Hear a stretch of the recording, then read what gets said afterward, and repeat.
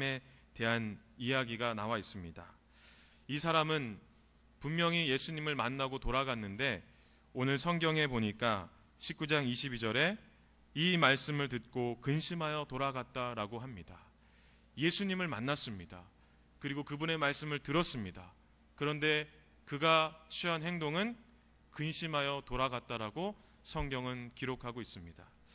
그러면 왜 이 사람은 예수님을 만나기 위한 분명한 목적을 가지고 왔음에도 불구하고 또한 그분을 만났음에도 불구하고 어떻게 근심하여 돌아갈 수 있는지 우리가 생각하기에는 조금 이해가 되지 않습니다.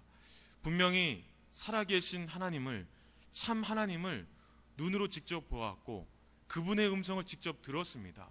그런데 근심했다라고 오늘 성경은 우리에게 말씀하고 있습니다. 오늘은 우리가 말씀을 나누면서 바로 이것에 대해서 함께 말씀을 나누고자 합니다. 오늘 말씀의 제목이 언제까지 근심하시겠습니까? 라는 제목입니다. 혹 우리도요, 예배를 드리고 하나님 앞에 이 시간 나와서 찬양하고 기도하지만 모두가 다 때로는 기쁨으로, 은혜로 이 성전을 나가기보다 때로는 아직도 해결되지 않는 근심과 걱정과 염려로 나갈 때가 있지는 않습니까? 오늘 말씀을 통해서 우리의 이러한 신앙을 한번 좀 점검해 봤으면 좋겠고, 과연 하나님은 왜 우리에게 이 말씀을 주셨는지 우리가 살펴보면서 함께 은혜를 나누었으면 좋겠습니다. 먼저 오늘 말씀해 보니까 16절에 이 사람에 대해서 이렇게 소개합니다. 어떤 사람이 주께 와서 이르되 라고 소개하고 있습니다. 이 사람이 누구라고요? 어떤 사람이라고 말씀하고 있습니다.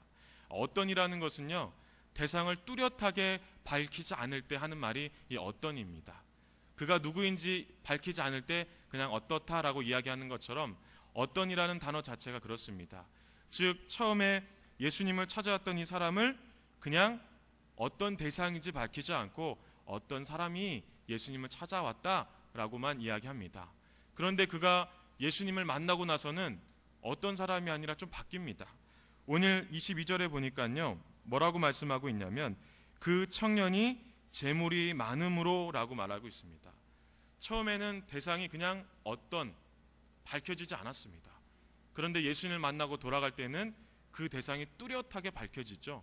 누구라고 말씀하고 있죠? 재물이 많은 청년이다라고.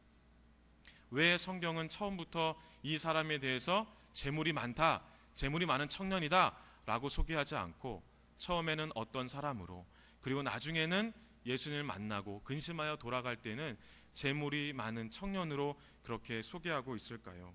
결론부터 말씀드리면요, 하나님께서는 예수님을 통해 우리에게 가르쳐주고자 하시는 것은 이렇습니다. 첫째는 재물이 많은 청년이 예수님을 만났음에도 불구하고 근심하여 돌아갈 수밖에 없었던 그 이유는 바로 그 안에 하나님을 향한 온전한 믿음이 없었기 때문임을 보여주기 위함입니다. 또한 두 번째는요, 예수님을 만나고 처음에는 어떤 사람이라고 고백하고 나중에 돌아갈 때는 재물이 많다라고 대상을 뚜렷하게 밝히는 이유는 그 사람이 하나님보다, 예수님을 향한 믿음보다 더 중요하게 생각하고 있는 것이 무엇인지를 정확하게 가르쳐주기 위해서 오늘 말씀 가운데 그렇게 진행되고 있는 겁니다. 다시 말하면 이것을 우리에게 한번 적용해 볼까요? 우리 또한 그럴 수 있다라는 겁니다. 예수님을 만나기 위해, 하나님 앞에 예배드리기 위해 이 자리에 있지만 우리도 여전히 근심할 수 있다라는 겁니다. 그것은 무엇을 보여주는 걸까요? 우리의 믿음이 아직은 조금 부족하다라는 것을 보여주는 겁니다. 또 하나는요, 우리가 근심하여 돌아간다는 것은 또 무엇일까요? 하나님을 향한 믿음보다, 예수님을 향한 그 믿음보다 내 안에 무엇인가 더 중요하게 생각하는 것이 있다라는 것을 보여주기 위함이라는 겁니다. 오늘 말씀을 통해서 여기 계신 모든 분들이 한번 우리의 믿음을 점검해 볼 수 있는 시간이 되었으면 좋겠습니다. 과연 나는 하나님보다, 예수님보다 더 중요하게 생각하는 무엇인가 내 안에 있지는 않는지, 그리고 나도 예배를 드리고 기도하고 하나님을 뜨겁게 찬양하지만 때로는 이 성전을 나가면서 여전히 근심 가운데, 걱정 가운데 돌아가고 있지는 않은지, 오늘 우리의 그 믿음을 점검해보고 과연 나는 하나님보다, 예수님보다 더 중요하게 생각하고 있는 것이 무엇인지 함께 발견할 수 있는 시간이 되었으면 좋겠습니다. 예수님께서 갈릴리의 사역을 마치시고요, 예루살렘으로 가던 길이었습니다. 그때 누가 찾아왔다 그랬죠? 처음에는 어떤 사람이 예수님을 찾아왔습니다. 그 사람이 분명한 목적을 가지고 찾아왔다고 그랬습니다. 어떠한 목적이었냐면, 우리 마태복음 19장 16절 말씀 같이 한번 보실까요? 우리 함께 읽어보겠습니다. 어떤 사람이 주께 와서 이르되 선생님이여 내가 무슨 선한 일을 하여야 영생을 얻으리이까? 이 사람이 예수님을 찾아왔던 목적은 한 가지입니다. 무엇 때문이라고 말하고 있죠? 영생을 얻고 싶어서 예수님을 찾아왔습니다. 그래서 예수님께 선생님 어떻게 하면, 아니 어떤 선한 일을 해야만 제가 영생을 얻을 수 있죠? 라고 물었습니다. 그 질문에 예수님은요 17절에 이렇게 말씀합니다. 예수께서 이르시되 어찌하여 선한 일을 내게 묻느냐? 선한 이는 오직 한 분이시니라. 내가 생명에 들어가려면 계명을 지키라 라고 말씀하고 있습니다. 선한 것은 오직 누구밖에 없다고요? 하나님 한 분밖에 선한 것이 없다라고 생각합니다. 근데 이 사람은 무엇을 착각하고 있었냐면 율법을 지키는 것이 굉장히 선한 일로 생각했어요. 어떤 선한 일로요? 마치 율법을 지키면 자신이 의롭게 될 줄 알았던 겁니다. 사실 이 어떤 사람은, 이 재물이 많은 청년은요 예수님께 영생을 얻기 위한 방법을 묻고 싶었기보다 자신이 지금 선하다고 생각하고 율법을 잘 지키고 있는데 이 정도면 내가 영생을 얻지 않을까라는 것을 아마 확인받고 싶었던 것이 아닐까 생각이 듭니다. 그 이유는요, 예수님께서 분명히 뭐라고 말씀하셨냐면 생명에 들어가기 위해서는 계명을 지키라고 말씀합니다. 그때 이 사람이 그럼 어떤 계명을 지켜야 합니까? 라고 물었을 때에 오늘 19장 18절과 19절에서는요 예수께서 이르시되 살인하지 말라, 간음하지 말라, 도둑질하지 말라, 거짓 증언하지 말라, 내 부모를 공경하라, 내 이웃을 내 자신같이 사랑하라 하신 이것이니라 라고 말했을 때 그것에 대한 이 제문에 많은 청년의 대답은 20절에 우리 같이 한번 보실까요? 그 청년이 이르되 이 모든 것을 내가 지켜 싸운데 아직도 무엇이 부족하나이까? 우리가 보기에는 진짜 영생을 얻는 방법을 얻고자 예수님 앞에 온 것 같지만 이 사람의 대답을 보면 어떤 것을 알 수 있을까요? 예수님이 정말 메시아라고 한다면 내가 이렇게 율법과 계명을 잘 지켰는데 나를 보고 분명히 그래 너 정도면 영생을 얻을 수 있을 거야 라는 말을 기대했던 것 같습니다. 그렇지 않고서야 어떻게 내가 이 모든 것을 다 지켰는데 도대체 무엇이 부족합니까? 라고 반문할 이유가 전혀 없었겠죠. 오늘 우리가 말씀을 볼 때에 왜 이 사람은 이런 생각을 했을까요? 유대인들은요 율법에 대한 잘못된 생각을 가지고 있었습니다. 오늘 말씀에 우리가 읽진 않았지만 이 19장 앞부분에 보면 유대인들의 잘못된 구원관을 볼 수가 있습니다. 마태복음 19장 8절에 보면 이혼과 결혼과 관련된 율법관에 대해서 이렇게 소개합니다. 예수께서 이르시되 모세가 너희 마음의 완악함 때문에 아내 버림을 허락하였거니와 본래는 그렇지 아니하니라. 율법이라는 것 자체가 본래는 그렇지 않은데 유대인들이 어떻게 지키고 있는 거예요? 자기 마음대로 지키고 있는 겁니다. 마치 이렇게 하면 영생을 얻을 수 있는 것처럼, 마치 이렇게 하면 하나님께서 뭔가 큰 은혜를 주시는 줄 알고 착각하며 살았던 겁니다. 그러니까 이 재물이 많은 청년도요 자신이 율법을 다 지켰을 때에 예수님의 반응이 그래 너 정도면 돼, 너 정도면 영생을 얻을 수 있어, 이런 말을 듣고 싶어가지고 예수님께 질문을 했던 건데 예수님은 그렇지 않다라고 말씀하시죠. 그러니 이 사람은 분에 못 이겨서 돌아갈 수밖에 없었던 겁니다. 그러니 예수님께 내가 도대체 이것을 다 지켰는데 도대체 뭐가 부족합니까? 라고 이야기하는 겁니다. 뭐가 부족합니다 라고 이야기할 때에 그가 예수님께 조근조근 이렇게 했을까요? 아마 그렇지 않았을 겁니다.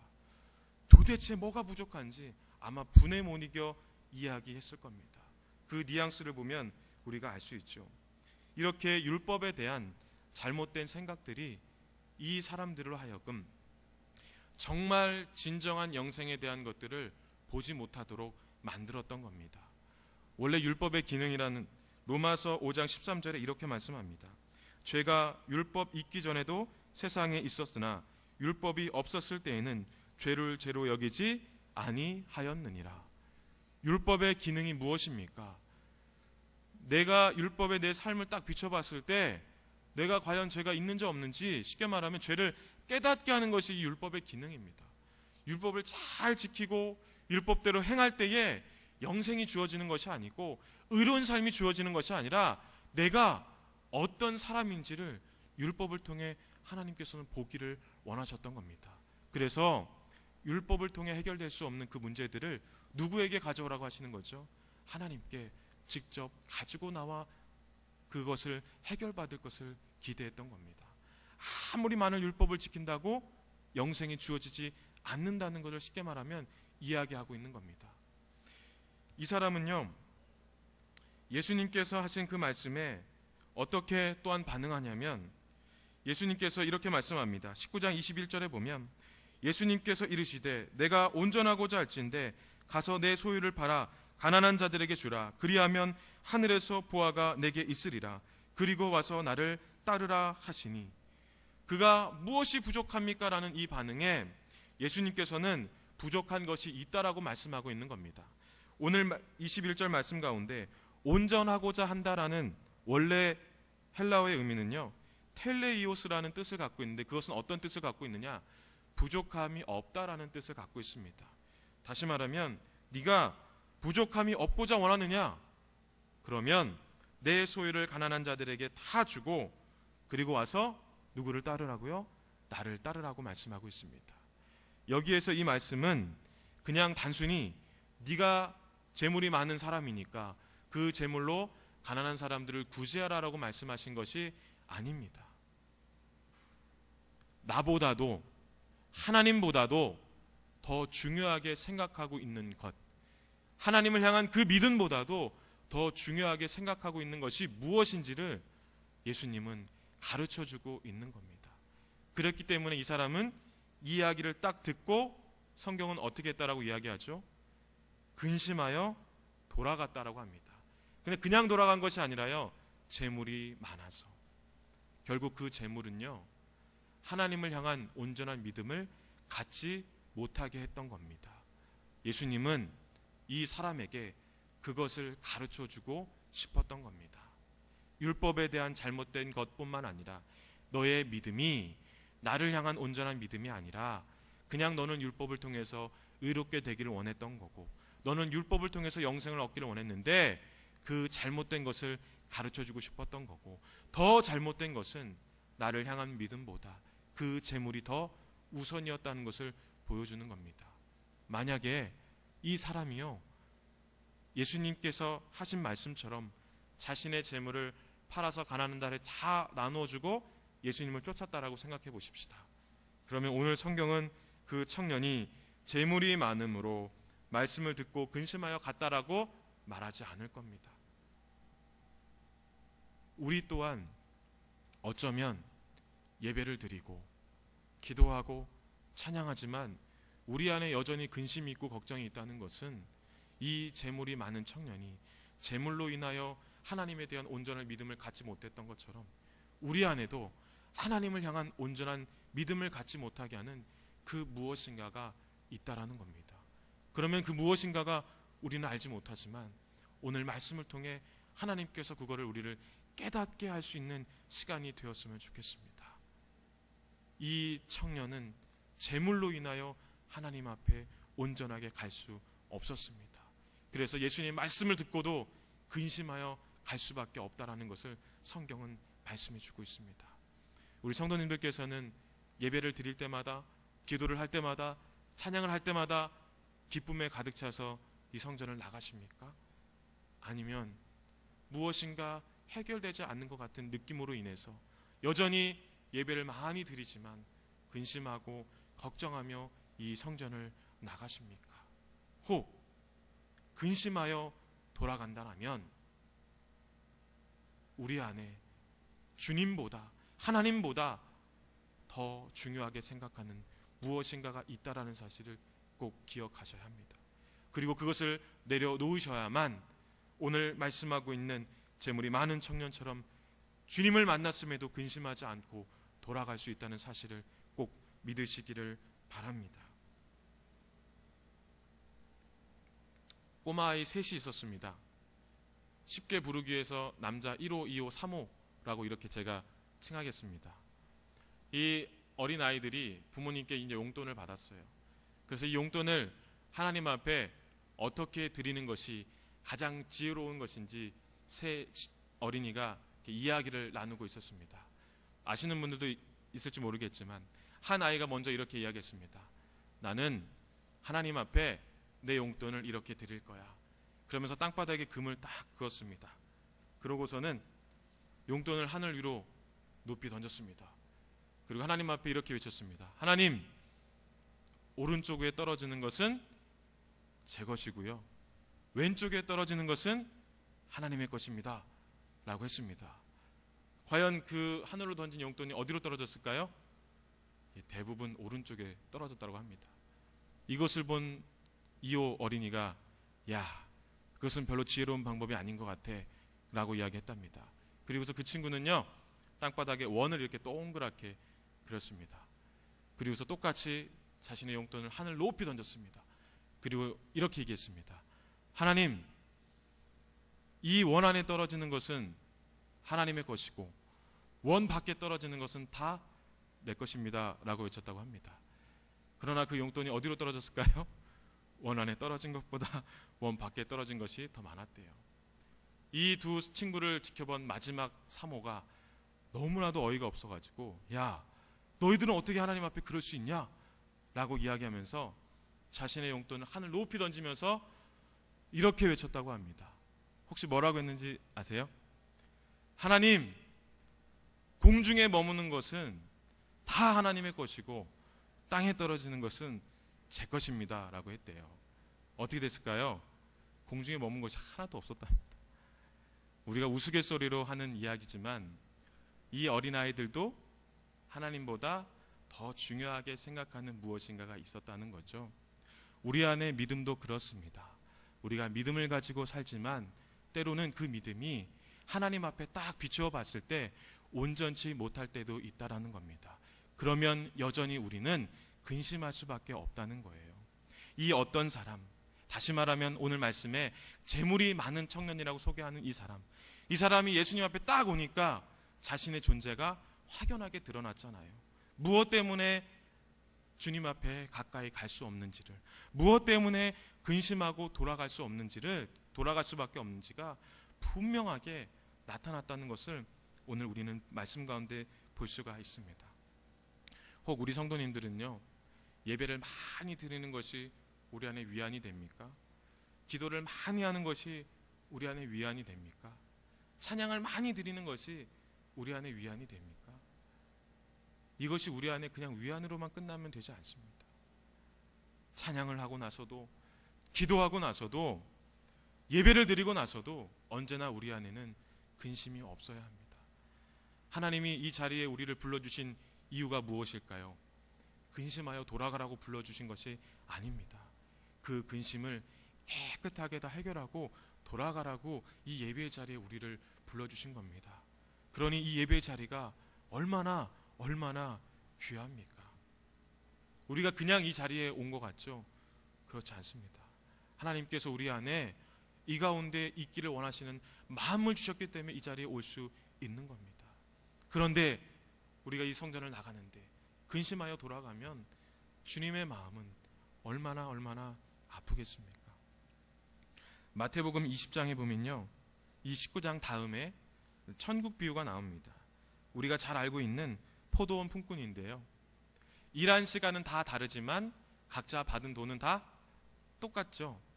그런데 처음 온 사람들, 다시 말하면 일한 시간이 길었던 사람들은 불만에 가득 차가지고 오히려 주인에게 그 불만을 토로하는 장면을 우리가 볼 수 있습니다. 왜 불만이 가득 찼죠? 일한 시간이 다른데 어떻게 해서 똑같은 품삯을 줄 수 있는지 이 사람은 이해가 되지 않는 겁니다. 이것은 단순한 것이 아니라 그가 주인과 함께 오랫동안 있었음에도 불구하고 주님의 마음을 잘 알았던 겁니까? 몰랐던 겁니까? 몰랐던 것을 우리에게 보여주는 겁니다. 이런 사람이 어떻게 천국을 맛볼 수 있을까? 주님은 우리에게 가르쳐주고 있는 겁니다. 여기 계신 모든 성도님들은 주님과 함께 오랜 시간 함께 신앙생활하며 있는 분들이지 않습니까? 주님의 마음을 알고 그분 앞에 온전한 믿음으로 나아갈 수 있는 우리 모든 성도님들이 되셨으면 좋겠습니다. 그래서 오늘 이 시간 예배가 끝나고 또 함께 찬양하고 또 함께 기도하고 난 이후에도 여전히 근심하여 돌아가는 것이 아니라 정말 기쁨에 가득 차서 돌아갈 수 있는 이 시간이 되었으면 좋겠습니다. 그리고 또한 혹 나를 근심하게 만들고 나를 염려하고 걱정하게 만들었던 것들이 있으면 그것들이 다 내려놓게 되어지고 혹 하나님보다 더 중요하게 생각하고 있었던 것들이 있다라면 오늘 하나님께서 다 깨닫게 하셔서 온전히 다 내려놓고 돌아갈 수 있는 이 시간이 되었으면 좋겠습니다. 말씀을 맺도록 하겠습니다. 오늘 말씀은 우리에게 두 가지의 교훈을 가르쳐 줍니다. 첫째는 무엇이었죠? 주님 앞에 하나님 말씀을 듣고도 근심하여 돌아간다는 것은 내 안에 여전히 하나님보다 더 중요하게 생각하는 무엇인가 있다라는 것을 가르쳐 주는 것이고, 또한 두 번째는 주님 앞에 섰을 때에 우리의 모습이 어떠한지가 확연하게 드러난다는 겁니다. 그 모습이라는 것은 바로 우리의 믿음이죠. 주님 앞에 서는 그 순간 우리의 믿음의 모습이 어떠한지가 확연하게 드러난다는 것을 오늘 우리에게 가르쳐 주고 있습니다. 이 시간 함께 예배를 드리고 또한 말씀을 듣고 기도하는 우리 모든 성도님들에게 하나님께서는 우리의 믿음의 연약한 부분들을 다 보여주셔서 그것을 온전하게 내려놓고 이제는 이 성전을 찾아올 때마다 기쁨에 가득 차서 돌아갈 수 있는 우리 모든 성도님들이 될 수 있기를 주님의 이름으로 부탁드립니다. 기도하겠습니다.